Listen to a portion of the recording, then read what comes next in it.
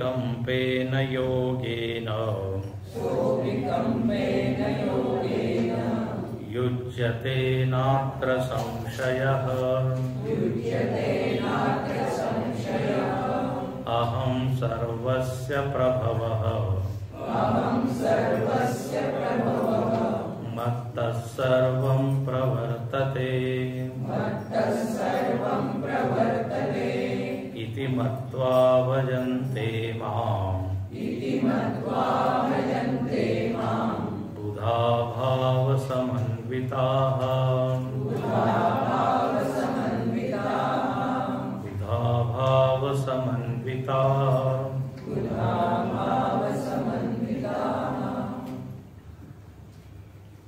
या अध्यायाचं नाव आहे विभूती योग. 10वा अध्याय. आणखीन इथे विभूती आणखीन योग असे दोन वेगवेगळे शब्द आहेत. योग म्हणजे भगवंताचं याथात्म्य, भगवंत जसा आहे तसा ते जाणणं, त्याला म्हणतो आपण योग. आणि देवाचा जो विस्तार आहे, त्याचा जो प्रभाव आहे, विविध रूपामध्ये जो प्रकट झालेला आहे, त्याला आपण म्हणू विभूती. त्यामुळे जर कोणी माझं विभूती आणि योग दोघांना जर जाणलं तर काय होईल? त्यामुळे सह अविकंपेन योगेन युज्यते. तो अशा स्थितीमध्ये पोहोचेल जिथे तो कापणार नाही. विकंप म्हणजे चंचल होणार नाही, स्थिर होईल. त्याच्या मनामध्ये भगवंताविषयी काही संशय राहणार नाही, हा अर्थ आहे. नाही तर आपलं चित्त डगमगत असतं.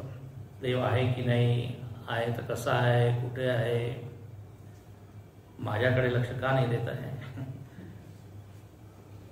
तर जर विभूती आणि योग दोन्ही जर आपण जाणलं, म्हणजे त्याचं संपूर्ण रूपेण अहम जानामि तदा अहम अविकंपेन योगेन युज्यते. मग मला काही संशय राहणार नाही त्याच्याबद्दल. म्हणून हा योग आता मी तुम्हाला सांगत आहे. या अध्यायाच्या सुरुवातीला भगवंताने सांगितलं की अर्जुना, तुला मी माझ्याबद्दल आधी सांगितलंय, पण तू खूप आवडीने ऐकत आहे, गोडीने ऐकत आहे, म्हणून मला सांगण्यात खूप आनंद होत आहे. भगवंताने सुरुवात केली की माझं स्वरूप काय आहे, तर म्हणे मी या जगाचं कारण आहे आणि मला कोणीच जाणू शकत नाही. हे आपण पाहिलं होतं. महर्षी, मनु, ऋषी वगैरे, कारण त्यांच्याही आधी मी आहे. अहम आदिरी देवा. आणि या 8व्या श्लोकावर सुद्धा भगवंत म्हणतात अहम सर्वस्य प्रभव. मी सगळ्यांचं प्रभव स्थान आहे, उत्पत्ती स्थान आहे. जगाचं कारण इतर काही वस्तू नाही आहे.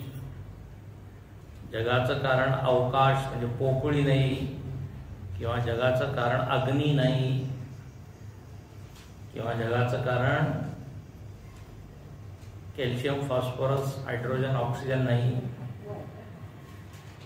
म्हणजे मी आहे चैतन्य, माझ्यापासून सगळं आलेलं आहे. मत्तः सर्वं प्रवर्तते. आणि ते दुसऱ्या ओळीमध्ये म्हणतात की जे मला जाणतात, माम बुधा. मागे मी सांगितलं ना, बुधा हलवाई नाही, बुधा. हा, जे लोक शहाणे आहे ते मला जाणतात. अच्छा, आणखी जाणण्याचं फळ काय? भजन्ते. आता इथे महत्वाचा हा मुद्दा आहे. इथे जाणणं म्हणजे काय आणि भजन करणं म्हणजे काय? तर इथे पहिली गोष्ट तर अशी आहे की जर देवाला आपण जाणलं तर त्याचा परिणाम काय झाला पाहिजे? भजन आपल्या जीवनामध्ये आलं पाहिजे. भजन म्हणजे सारेगम नाही. भजन म्हणजे भक्ती, प्रेम, भगवंताविषयी आपुलकी, आदर, एक संबंध, अनुभूती की देवाशी मी जुळलेलो आहे, याला म्हणतात भजन. भजन खूप व्यापक शब्द आहे. भजनम नाम रसनम. भजनम नाम रसनम म्हणजे रस घेणे, रस आवडीने घ्यावे, हरिनाम आवडीने भावे.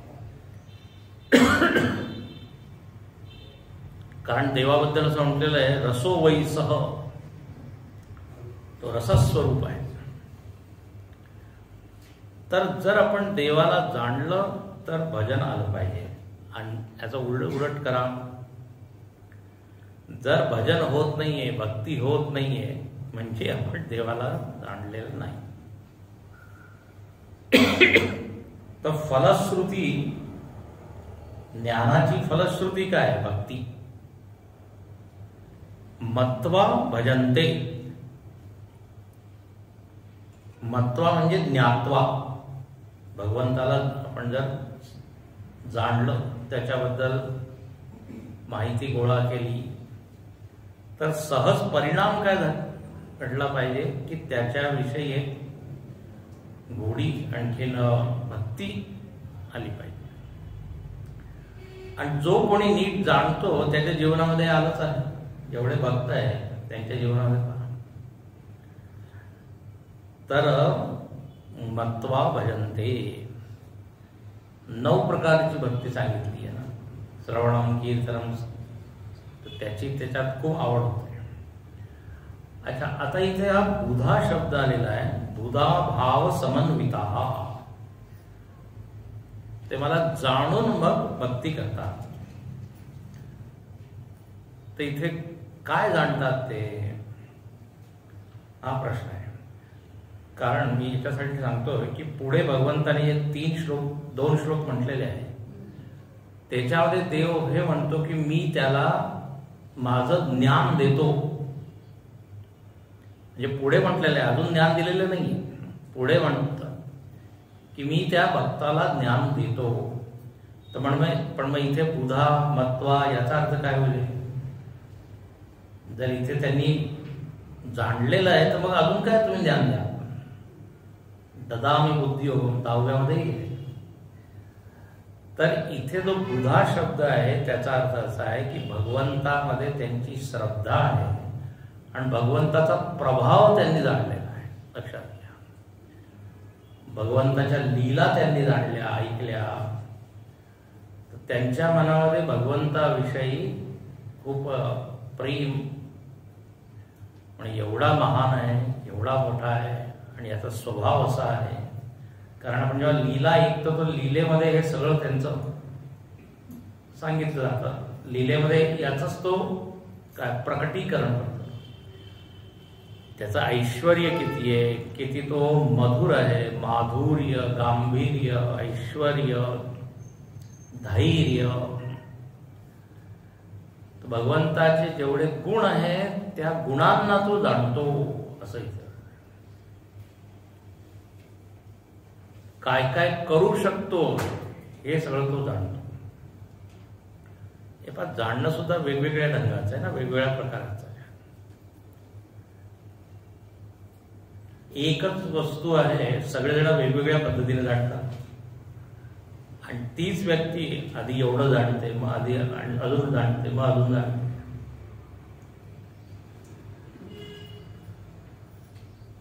इकडून असं दिसतं, तिकडून असं दिसतं, वेगवेगळ्या अँगलून.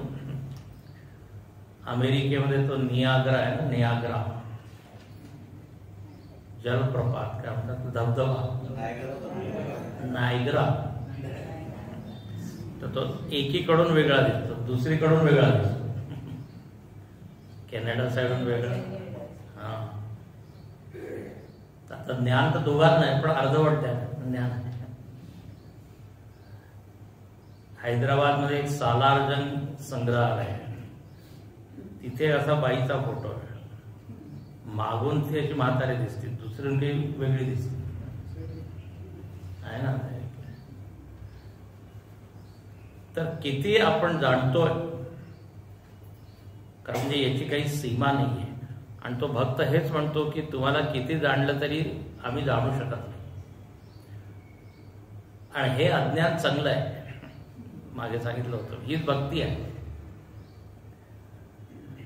तर त्याचा प्रभाव वगैरे वगैरे जाणणं हे एक प्रकारचं जाणणं झालं. अच्छा, आता जर असं त्यांनी जाणलं तर काय होईल? हे पहा, जर आपण कोणाचा महिमा जाणतो तर सहजच त्याला भेटण्याची इच्छा होते, त्याची बोलण्याची इच्छा होते. आता पण याचं एक उलट उदाहरण देतो. विरुद्ध ध्यायतो विषयान पुंसः संगस्तेषु उपजायते आणि संगात संजायते कामम्. आता बघा याचा अर्थ काय आहे? जर मी विषयांचं ध्यान केलं आणि त्याच्यामध्ये शोभन बुद्धी ठेवून, शोभन बुद्धी म्हणजे ही वस्तू फार छान आहे, छान आहे, छान, अशी बुद्धी ठेवून जर मी मार्केटमध्ये गेलो की खूप छान छान वस्तू आहे तिथे, आता शोभन बुद्धी आहे डोक्यामध्ये आलीच आणि ती वस्तू पाहिल्यावर काय मिळेल? कामः जायते, इच्छा जागृत होते. आता इच्छा झाली आणि इच्छा पूर्ण झाली तर अजून लोभ येतो की अजून अजून मिळालं पाहिजे. आणि ती वस्तू चांगली असेल, छान असेल आणि ती जर माझी झाली तर मग अभिमान सुद्धा येतो की माझ्याकडे आहे, माझ्याकडे मर्सिडीज आहे. जोपर्यंत ती शोरूम मध्ये होता मला काही अभिमान नव्हता, पण जेव्हा ती चांगली वस्तू माझी झाली तर त्याच्यामध्ये अभिमान आहे. पण अभिमान आपल्याला सामान्य गोष्टीचा येत नाही. अनेक वस्तू त्याचा अभिमान आहे का? नाही, आठवण सुद्धा आहे.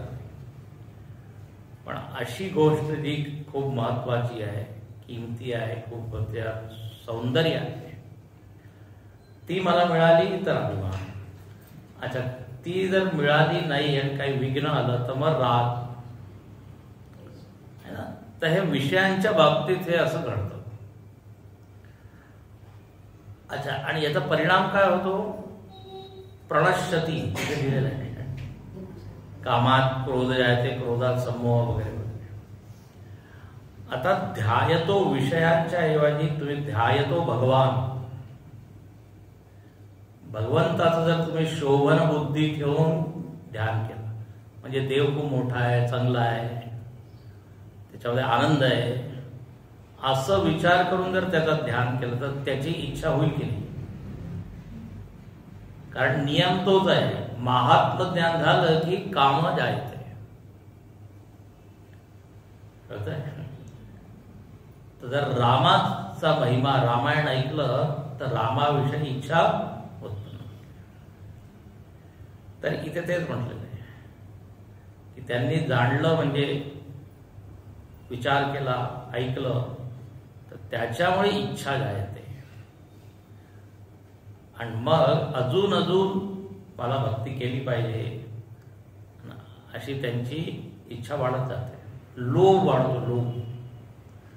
आणि हा लोभ चांगला आहे. अच्छा, आणि याच्यामध्ये अभिमान येत नाही, उलट अजून अजून तो निरभिमानी होत जातो. विषयांबद्दल वेगळं आहे, ती वस्तू मिळाली तर अभिमान वाढतो. इथे जर देव मिळाला तर अभिमान वाढेल की कमी होईल? कमी होईल. तर आता इथे पुढच्या श्लोकात म्हटलेलं आहे की असे आता हे जे भाविक भक्त आहे ज्यांनी मला या प्रकारे जाणलंय, म्हणे ते फक्त माझ्याबद्दलच बोलतात, माझं ध्यान करतात, एकमेकाशी गप्पा करतात तर माझ्याबद्दलच. पहा, मच्चित्ता मद्गत प्राणा बोधयन्त परस्परं कथयन्तश्च मां नित्यं तुष्यन्ति च रमन्ति च मच्चित्ता मद्गतप्राणाः बोधयन्तः परस्परम् तुष्यन्ति च रमन्ति च. खूपच गोड श्लोक आहे, गोड. म्हणे हे असे भक्त लोक, यांचं चित्त माझ्यामध्येच असं स्थिर झालेलं आहे. मच्चित्ता नावच त्यांचं झालं काय, मच्चित्ता. तसं सामान्य माणसाचं नाव काय होतं, धनचित्ता, पदचित्ता, स्त्रीचित्ता, पुरुषचित्ता, ग्रहचित्ता. दिवसभर घर घर घर घर घर घर घर. त्याच्या पलीकडे ते विचारच नाही करत. तर जिथे आपलं चित्त तिथे आपण असतो, आहे ना. तर हे सतत माझ्यामध्येच वावरत आहे मच्चित्ता. त्यांना मी इतका आवडतो की ते म्हणतात इतर काही विचार करण्याची गरजच नाही. इतर वस्तूंमध्ये जर मन गेलं तर सगळे विकार उत्पन्न होतात, मन खराब होतं. खराब म्हणजे वाईट होतं. जसं आपण बाहेर निघतो ना, घराच्या बाहेर, तर धूळ माती सगळी आपल्या कपड्यावर, शरीरावर घाण होऊन घरी येऊन स्वच्छ करावं लागतं. त्याचप्रमाणे मन जेव्हा बाहेर निघतं, आधी मी सांगितलेलं आहे, बाहेर निघालं की राग, द्वेष, अभिमान, ईर्षा, हा असं करतोय, तो तसं करतोय, त्यांनी तसं नाही केलं पाहिजे, असं म्हणजे सगळे विचार येतात. आणि त्यांनी मनाचं वातावरण सकारात्मक नाही होत, नकारात्मक. म्हणून as you think so you become, जसं आपण विचार करू. तर देवामध्ये सगळी सकारात्मकता आहे. तर म्हणून ते म्हणतात जगापेक्षा देवाबद्दल विचार करण्यात जास्त लाभ आहे. मच्चित्ता मयि चित्तम येषाम ते मच्चित्ता, ज्यांचं चित्त माझ्यावर. लोकांचं चित्त व्हॉट्सअपमध्ये आहे ना आजकाल. ते आलं होतं नाही, व्हॉट्सअपमध्ये इतका तो बिझी आहे. मुलगी आहे, स्वयंपाक करत आहे, दूध उतू का गेलं, भाजीमध्ये मीठ का जास्त झालं, पोळी का जळाली, याचं एकच उत्तर आहे, व्हॉट्सअप चालू होता.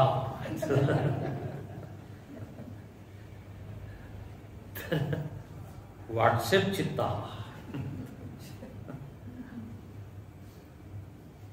जिथे प्रेम आहे, जिथे शोभन बुद्धी आहे, जिथे रस दिसतो तिथे मन जातं. आता हे भक्त तर असे मच्चित्ताच्या. दुसरं पहा किती छान आहे, मद्गत प्राणः, त्यांचे प्राण माझ्यामध्ये गेलेले आहे. मद्गत प्राण. आणि ते शंकराचार्य अर्थ करतात खूपच छान. त्याचा तात्पर्य अर्थ, मथितार्थ ज्याला म्हणतात. मद्गत प्राण म्हणजे मद्गत जीवनाः, मीच त्यांचं जीवन होऊन बसलो आहे. असं म्हणतात, कृष्ण बिना और न भावे, कृष्णाशिवाय मला काही आवडत नाही, तर तेच माझं प्राण. मीराबाई अशी आहे, गोपिका सगळ्या अशा आहे. हे पण मच्चित्ताचं ते उदाहरण आहे की त्या गवळणी दही विकायला जातात. हरि को दधी को नाम विसर गयो ग्वालन, हरिलो हरिलो बोले रे, कोई श्याम मनोहर लोरे. म्हणजे दही विकायला जातात, म्हणत काय हरिलो, म्हटलं काय पाहिजे दही लो, तर दहीच्या ऐवजी हरी. आणि तद विस्मरणे परम व्याकुलता, नारदांनी त्यांचं वर्णन केलंय. म्हणजे विस्मरण तर होतच नाही, आणि जर झालं एक क्षणासाठी तर त्यांना वाटतं की व्याकुळ होतात, अरे हे कसं काय, असं कसं काय, ही फार मोठी चूक. तर त्यांचं जीवनच ते आहे, मद्गत प्राण. इथे शंकराचार्य म्हणतात, माम गताः प्राप्ताः चक्षुरादय प्राणाः येषाम ते मद्गत प्राणा मयी उपसंवृत करणा इत्यर्थ.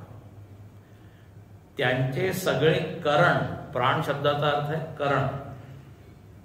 एक प्राण म्हणजे प्राण, दुसरं प्राण शब्दाचा अर्थ शंकराचार्य करतात करण. करण म्हणजे उपकरण, डोळे, कान, नाक, रसना, म्हणे या सगळ्या इंद्रिया त्यांच्या देवाकडेच वळतात.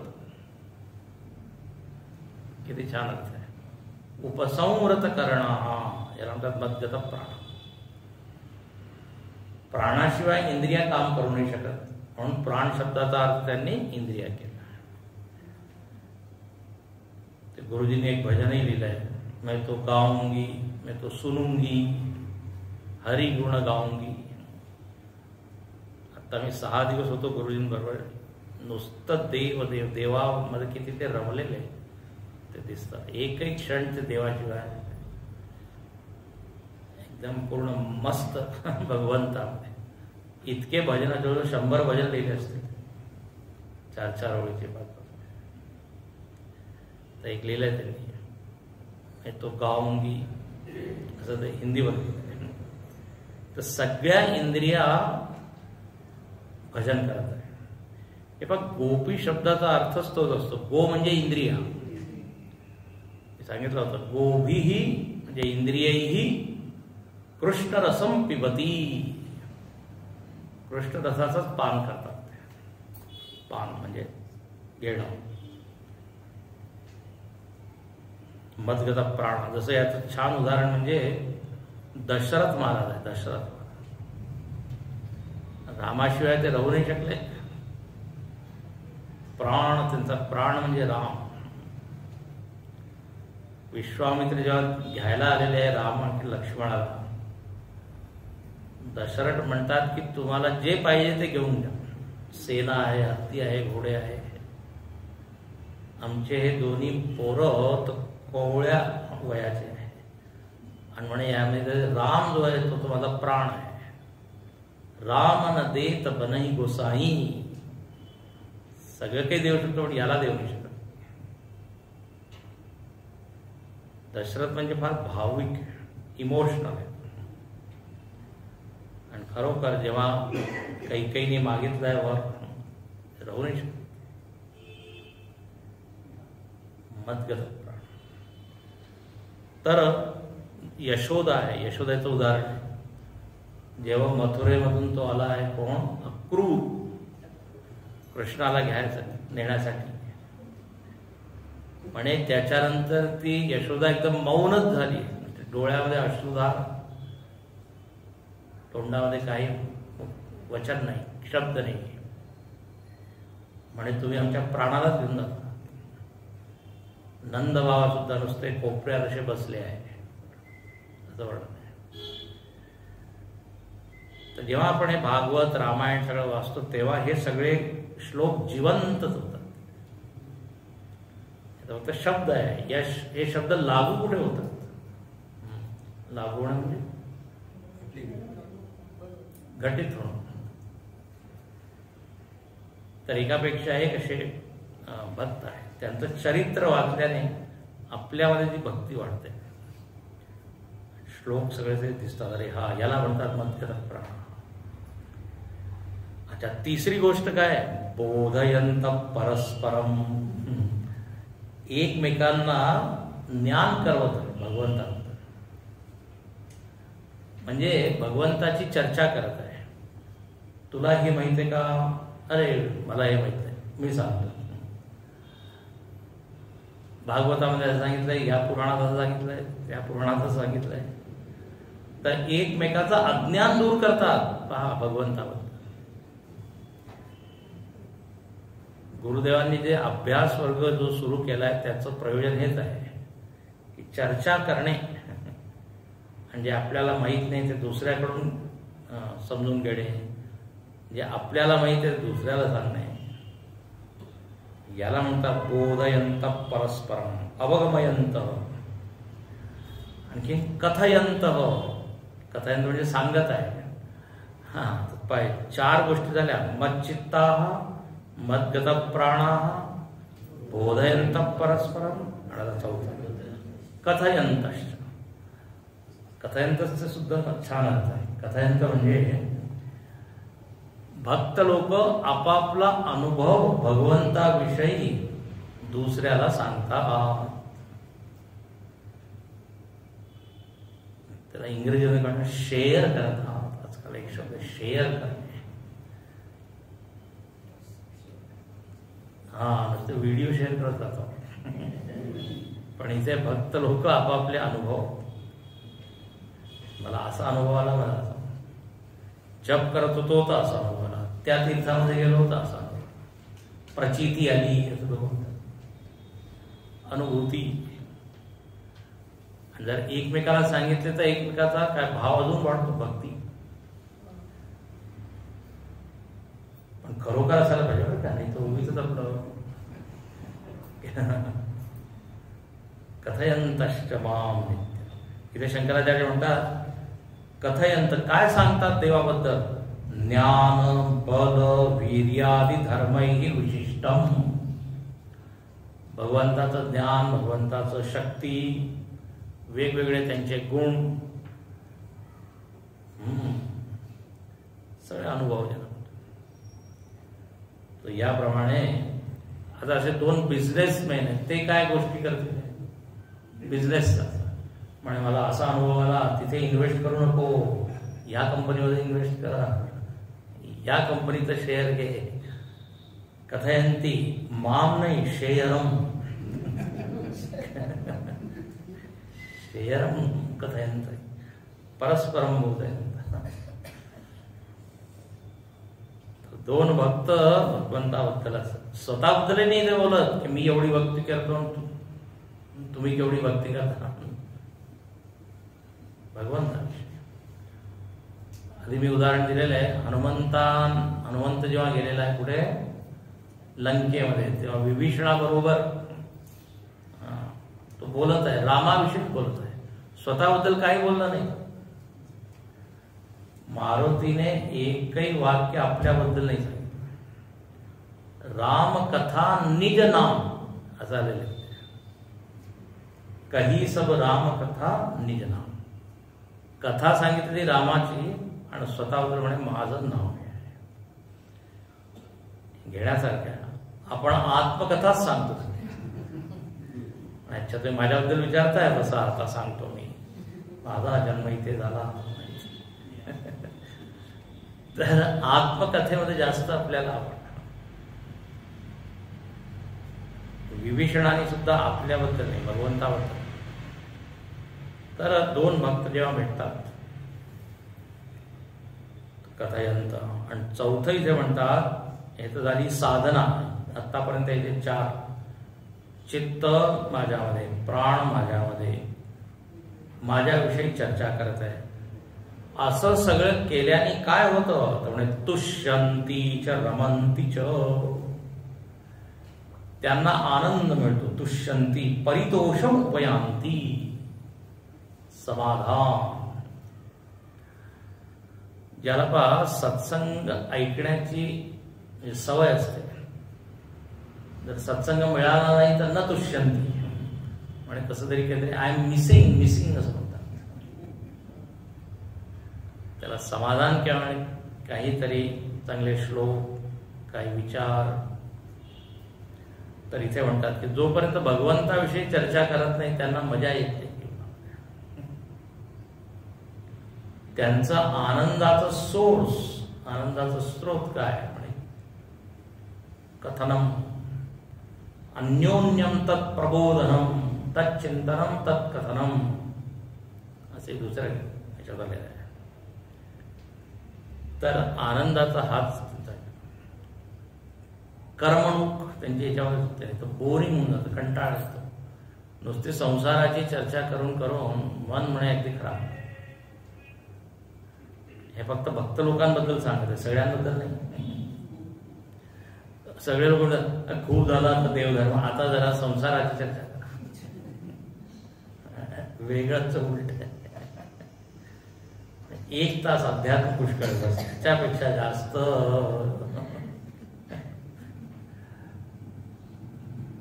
क्षमता आहे त्यापेक्षा. तुष्यंती च रमंती च.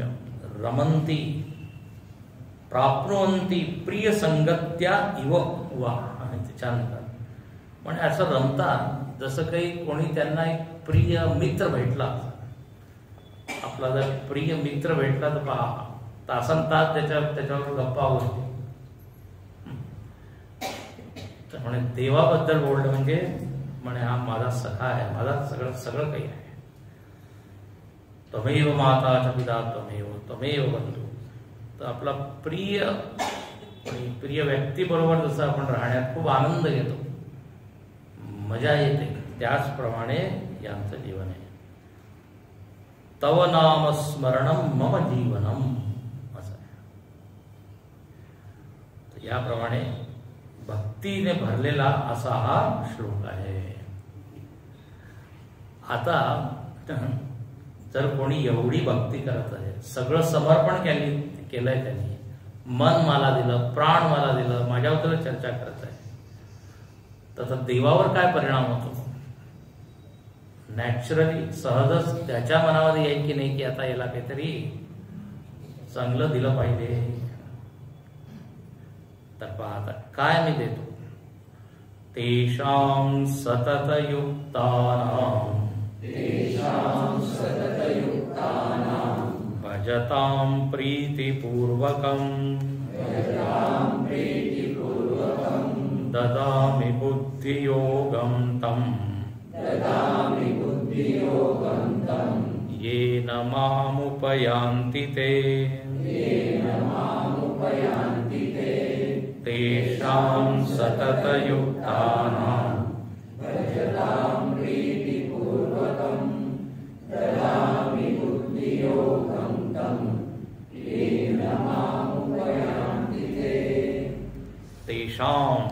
तेषां म्हणजे केशाम, कोणाला? तर म्हणे भजताम, भजन करतात ते लोक. भजन माझं जे करत आहे प्रीतिपूर्वकम, प्रेमाने भजन करत आहे. असं काय म्हणतात त्याला, यांत्रिक नाही. हरे राम राम राम हरे हरे, हरे कृष्ण हरे कृष्ण. टीव्ही चालू आहे आणि हरे राम सुरू आहे, मधून माळ उचलून पाहत आहे, पूर्ण होत नाहीये. प्रीतिपूर्वकम, न तो आयासपूर्वकम, आयास प्रयास, न तो काय म्हणत जबरदस्ती पूर्वकम, असं नाहीये.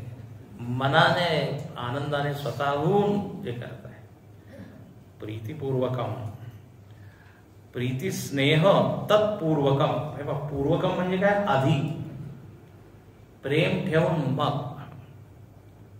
हा बुद्धिपूर्वक, ज्ञानपूर्वक, असं विचारपूर्वक. तर प्रीतिपूर्वकम, त्यांचं मन इतकं प्रेमाने भरलेलं आहे म्हणे आता देवासाठी मी काय करू आणि काय नाही करू. त्याने सगळा योग घडवून आणलेला आहे. त्याच्यामुळे मी श्रवण करत आहे, त्याच्यामुळे मी भजन करत आहे, पूजा करत आहे. म्हणजे सतत त्याला एक कृतज्ञतेची भावना त्याच्यामध्ये सतत आहे. म्हणून खूप प्रेम उचंबळून येत आहे भावाला. तर असा आता जर कोणी आहे तर देव म्हणतो की आता मला सुद्धा केलं पाहिजे. त्यांनी त्याचं कर्तव्य केलं, आता माझं कर्तव्य. तर तेषाम, आता इथे देवाने पहा हा जो मागचा श्लोक आहे त्याच्यावर एक शब्द टाकला, सतत युक्तानाम, आहे की नाही? सतत युक्त या शब्दाची व्याख्या म्हणजे 9वा श्लोक. किती सुंदर आहे. मच्चित्त मद्गत प्राण, तो जो सतत जुळलेला आहे, कधीच वियोग होत नाही त्याचा माझ्यापासून. म्हणजे त्याचं मन सतत जुळलेलं आहे. युक्त नित्याभियुक्तानाम, आलेलं ना योगक्षेम मध्ये अनन्याश्चिंतयन्तो ये जना तेषां नित्याभियुक्ता योगक्षेमं वहाम्यहम्. त्यामुळे आता हे सतत युक्त आहे. आता हे जे आहे ना योगक्षेमाचं चिंतन नाही करत आहे, कारण ते तर आता देव करतच आहे. आता मी फक्त देवाबद्दलच विचार करतो, कारण आतापर्यंत ज्यांनी माझ्याकडे लक्ष दिलं आहे, माझं रक्षण केलंय, तर पुढे सुद्धा करेल. आता मी हे नाही पाहत की मला जेवण मिळेल की नाही, मला हे मिळेल की नाही, ते मिळेल की नाही. आता मी माझं लक्ष त्याच्याकडेच, कारण जे आधीपासून मिळालेलं आहे त्याच्याबद्दलच काय परत विचार करायचा. हे पहा, आर्त अर्थार्थी जिज्ञासू ज्ञानी असं आहे ना. तर जिज्ञासू केव्हा होतो, जेव्हा त्याची आरती म्हणजे दुःख नाहीसं होतं, त्याला जे पाहिजे ते सगळं मिळालंय. त्यामुळे आता मला जिज्ञासा आहे, तो कुठे आहे, तो कसा आहे.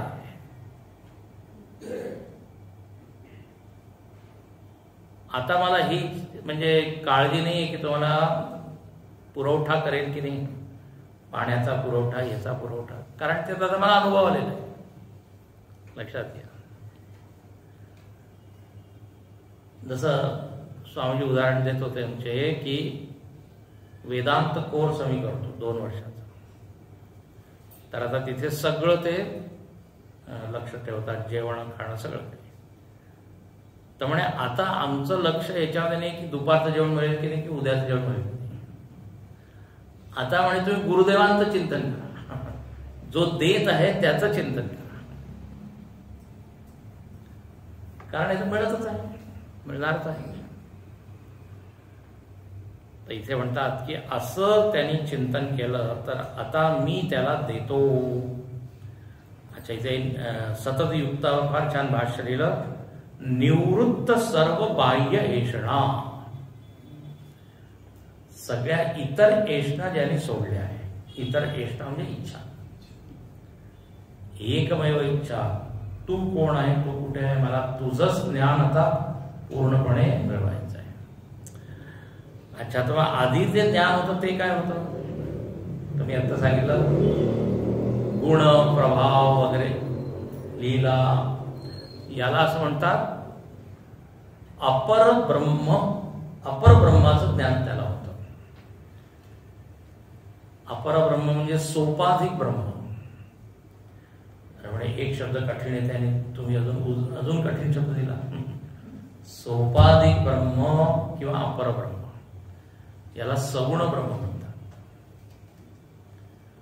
तर सगुण ब्रह्माच्या तर सगळ्या लीला वगैरे असतात, त्याचं नाव आहे, त्याच्यामध्ये अनंत गुण आहे. त्यामुळे हे तर मला ज्ञान झालंय. आता तुझं स्वरूप मला समजायचं आहे, त्याला म्हणतात परब्रह्म. तर ते मी देतो. म्हणजे तो फार छान आहे. जर तुम्हाला भगवंताचं स्वरूपाचं ज्ञान मिळवायचं आहे, निर्गुण रूपाचं, तर आधी तुम्हाला सगुण भक्ती करावी लागेल. निर्गुणाच्या भेटी आलो सगुणा संगे. तर हे जे आहे मच्चित्त वगैरे वगैरे, त्यांनी खूप भक्ती केली, प्रेम केलं. त्यामुळे आता माझं संपूर्ण ज्ञान याला मी देतो. ददामी बुद्धियोगम. शंकराचार्य इथे म्हणतात बुद्धियोगम म्हणजे बुद्धी सम्यक दर्शनम. खूप सुंदर आहे. सम्यक दर्शनम मत तत्व विषयम तेन योग बुद्धियोग. माझं तात्विक ज्ञान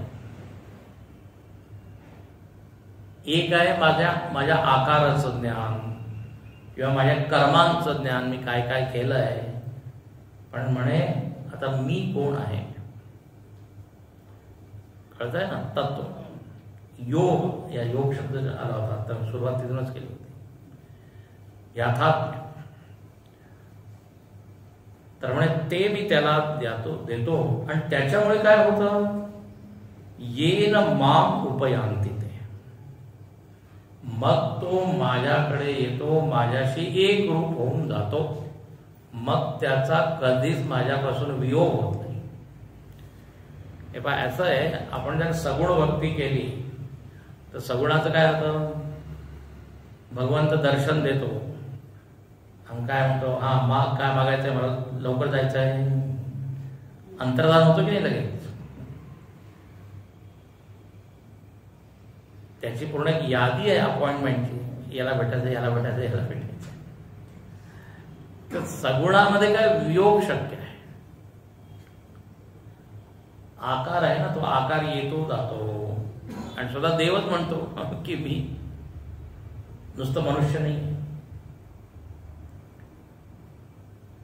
तर तुम्ही माझी भक्ती केली खूप छान, पण आता मी आत्मरूपेण आत्मत्वेन,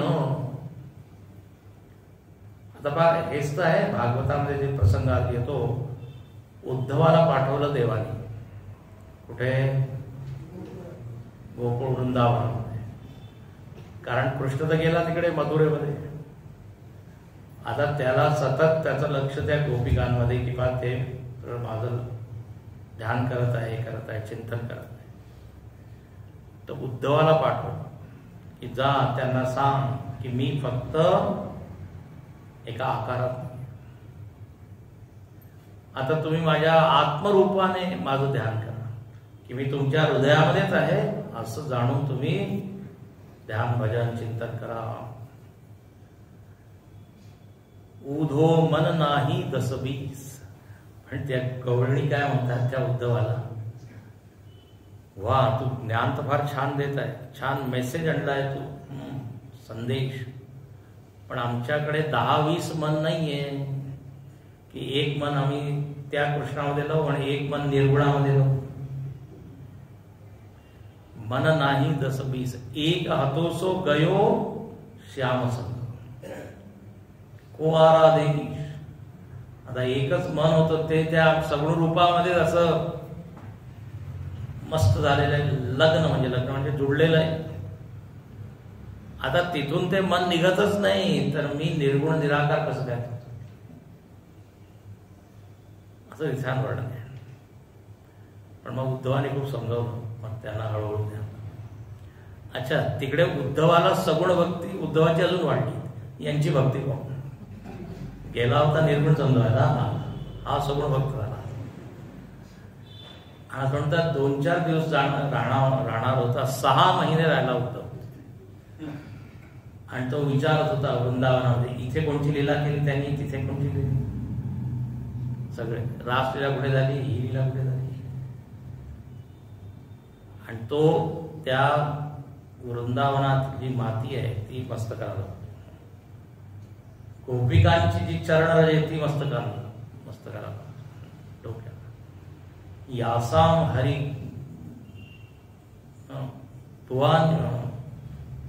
पुनाती भुवनत्रयम, असं म्हणतात.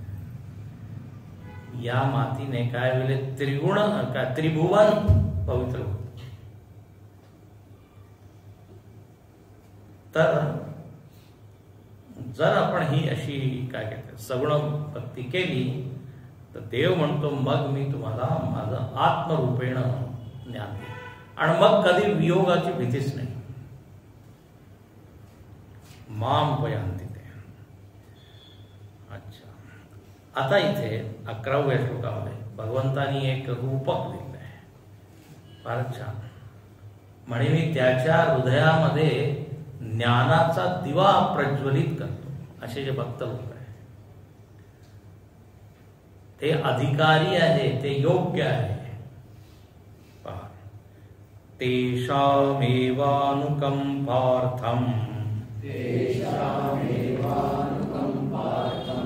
अहमज्ञानजं तमः नाशयाम्यात्मभावस्थ ज्ञानदीपेन भास्वताम् तेषामेवानुकंपार्थम् नाशयाम्यात्मभावस्थ ज्ञानदीपेन भास्वताम् शब्द आलाय तेषाम, तेषाम भक्तानाम, त्या भक्तांवर मी काय करतो, अनुकंपा, कृपा करतो. कृपा म्हटली म्हणजे आपल्या डोक्यात काय अर्थ येतो, कृपा झाली म्हणजे काय, खूप पैसा मिळाला, भगवंताची कृपा झाली, कृपा गोष्ट, माझं प्रमोशन झालं, मला सुखसोयी मिळाल्या, माझी समृद्धी. ज्याला अमेरिकेमध्ये जायची इच्छा होती म्हणजे मला व्हिसा मिळाला, देवा तर कृपा झाली तशी. व्हिसा मिळणे फार मोठी गोष्ट आहे. तर कृपा आपण वेगवेगळ्या ढंगाने म्हणजे मानतो. हे झालं म्हणजे कृपा, असं झालं म्हणजे कृपा. तर इथे भक्त जणू काही म्हणतात, तुम्ही कृपा कराल तर मला काय द्या. त्यामुळे आम्हाला काही वस्तू तर नकोच, ज्ञान द्या. म्हणून किती छान म्हणतात, अनुकंपार्थम दया हेतो हो. त्या भक्त लोकांवर दया करतात ते. दया शब्द खूप छान आहे. दयाला जर उलटलं काय म्हणजे, जो मेरी याद करता है मैं उसकी दया करता, उस पर दया करता. तर अनुकंपार्थम मी कृपा करतो. आणि कृपा करतो म्हणजे काय करतो, खूप त्याला मिठाई देतो काय, फळं वगैरे देतो म्हणे नाही. अहम अज्ञानजम तमः नाशयामी, नाशयामी मी नाश करतो, नष्ट करतो. काय नष्ट करता तुम्ही, तमः अंधार. हे पाहिजे, दोन शब्द आहे. अंधार मी नष्ट करतो. अच्छा, आणि अंधार उत्पन्न कुठून झाला, अज्ञानजम, अज्ञानापासून जायते, जम जायते. तर अज्ञानजन्य अंधकार, अंधार, त्याचा मी नाश करतो. ही माझी कृपा आहे, खरी कृपा. म्हणून जेव्हा आपण भगवंताकडे मागतो तर हेच मागितलं पाहिजे, कृपा करून माझं अज्ञान दूर करा. असतो मा सद्गमय तमसो मा ज्योती. अच्छा, आता इथे असे दोन शब्द का दिलेले, अज्ञानापासून उत्पन्न अंधार. तर इथे पहा, शंकराचार्यांनी स्पष्ट समजवलं आहे. तम शब्दाचा अर्थ फार छान केलाय, मिथ्या प्रत्यय लक्षण मोह अंधकार. तम शब्दाचा अर्थ आहे मोह, आणि मोह शब्दाचा अर्थ आहे मिथ्या प्रत्यय. आता संस्कृत मध्ये प्रत्यय शब्दाचा अर्थ आहे विचार, वृत्ती. मराठीचा प्रत्यय नाही. प्रत्यय म्हणजे आता योग सूत्रानुसार प्रत्यय, अभाव प्रत्ययालंबना वृत्ती, तत्र प्रत्यय एकतानता ध्यान. तर प्रत्यय म्हणजे वृत्ती, विचार. तर इथे म्हणतात मिथ्या प्रत्ययच मोह आहे, चुकीचा विचार. कोणता चुकीचा विचार आहे, त्यामुळे देहोहम, जीवोहम. मोहाची सुरुवात इथूनच. मोह, चुकीच्या ज्या धारणा ज्याला म्हणतो, चुकीचा समज आपल्याबद्दल आहे, त्यानंतर मिथ्या प्रत्यय. अच्छा, मिथ्या प्रत्ययाचं कारण काय आहे, त्यामुळे अज्ञान. म्हणून जर दोन शब्द आहे, अज्ञान आणि तमा. अज्ञानापासून चुकीचे विचार स्वतःबद्दल येतात. जर स्वतःचं नीट ज्ञान झालं तर मिथ्या प्रत्यय संपून जाईल. किती म्हणजे काय म्हणतात, युक्तियुक्त, युक्तितः, युक्तिपूर्वक. अज्ञानामुळे चुकीचं ज्ञान होतं. हे बघ, समाजामध्ये सुद्धा, व्यावहारिक पातळीवर सुद्धा गैरसमज एक शब्द आहे. काय गैरसमज? गैरसमज कशामुळे होतो, त्या व्यक्तीबद्दल पूर्णपणे ज्ञान नाहीये. ज्ञान झालं ती जी चुकीची समज जाईल. आणि वेदांतिक उदाहरण तर आता पुष्कळ दिलेले आहे मी. थोडा कंटाळा आला असेल. दोरीचं अज्ञान त्यामुळे सर्पमोह. म्हणजे आता दुसरं उदाहरण द्या. आता हे उदाहरण फॉरेन मध्ये दिलं त्यांना कळतच नाही दोरी आणि साप, कारण तिथे असे दोरीचे तुकडे तुकडे पडलेलेच नाही, सगळं स्वच्छ आहे. म्हणजे काय उदाहरण देता तुम्ही? मातीचा एक कण नाही, तिथे काही कचरा तर नाही की दोरी होती. मग त्यांना उदाहरण दिलं, एक बेल्ट आहे, बेल्ट. पण त्या बेल्ट मध्ये तो मजा नाही, तो दोरी मध्ये बेल्ट सापाच ते नाही जमत. तर दोरीचं अज्ञान आहे त्यामुळे सर्पाचा मोह आहे, चुकीचा मिथ्या प्रत्यय आहे. मृगजळामध्ये सुद्धा येत आहे. त्या वाळू म्हणतात त्याला, रेत वाळू, त्याचं अज्ञान आहे त्यामुळे पाणी पाणी पाणी आहे. वाळवंटात कुठून आलं पाणी? तर अज्ञानजम तमा. तर इथे आत्म अज्ञानामुळे स्वतःबद्दल वेगवेगळ्या चुकीच्या झाल्या. देव काय म्हणतो, ते माझी रिस्पॉन्सिबिलिटी आहे, मी दूर करतो. नाशयामी आत्मभावस्थ. आत्मभावस्थ म्हणजे आत्मन भाव अंतःकरणाशय तस्मिन एव स्थित. खूपच छान. म्हणे मी माझं तुम्हाला ज्ञान देतो आणि हे ज्ञान देतो की मी तुमच्या अंतःकरणामध्येच आहे, मनामध्येच मी बसलो आहे, आत्मस्थ. हे पहा असं आहे, अज्ञानही आतमध्ये आहे आणि मग ज्ञानही आतमध्येच होईल. आणि ज्याचं ज्ञान होईल ती वस्तू सुद्धा आतमध्ये आहे. तीन गोष्टी आहे. अज्ञान आपल्या हृदयामध्ये आहे, ज्ञानही हृदयामध्येच होईल. हृदय किंवा बुद्धी किंवा अंतःकरण हे सगळे एकत्र आहे. आणि ज्याचं ज्ञान होईल ती वस्तू सुद्धा आत्मवस्तू हृदयावरच आहे. अहम ब्रह्मास्मी, अहम चिदानंद. तर आत्मभावस्थ, मी जणू काही अज्ञानाचा काय, अज्ञानामुळे उत्पन्न अंधकाराचा नाश करतो आणि ज्ञानाचा दिवा प्रज्वलित करतो. ज्ञानदीपेन भास्वता, ज्ञान ज्योत प्रज्वलित करतो, दिवा लावतो.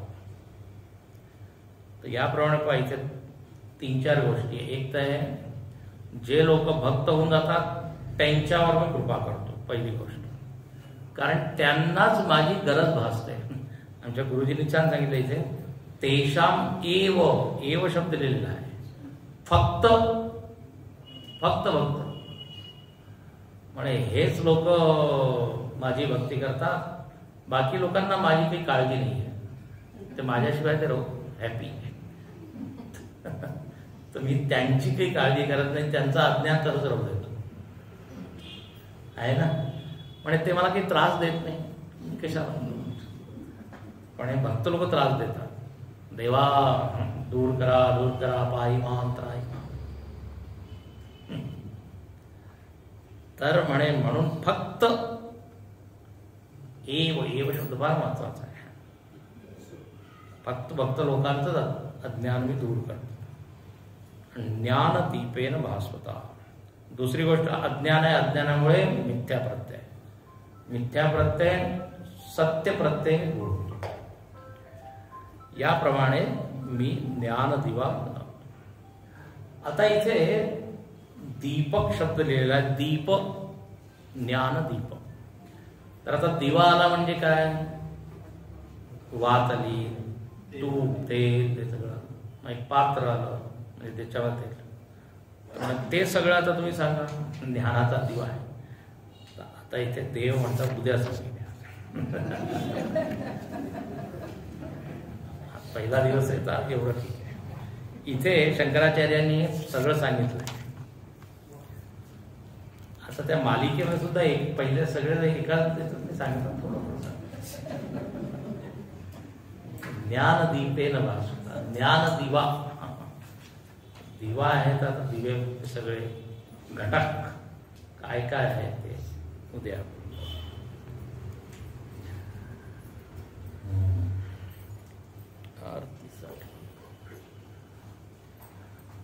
जय जय गोविंद जय